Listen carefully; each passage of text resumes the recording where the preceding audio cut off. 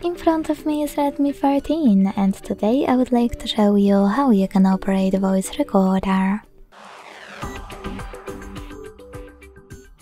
Begin by opening Recorder app and tap on this gear at the top right corner.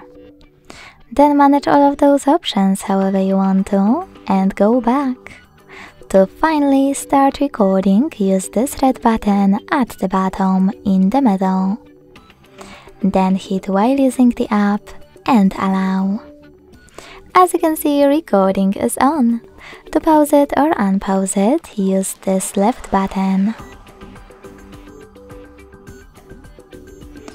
To add a bookmark, you need to click on this flag on the right.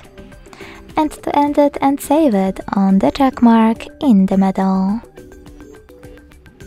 As you can see, my recording is here. To play it, click on it, then select Allow and tap on it again. To rename it, hold it, select Rename, type in wherever you want to and hit OK. To get rid of it, hold it again and this time choose Delete option instead of Rename one. Then confirm your choice in the pop-up. Thanks so much for watching. If you enjoyed this video, leave a like, comment and subscribe.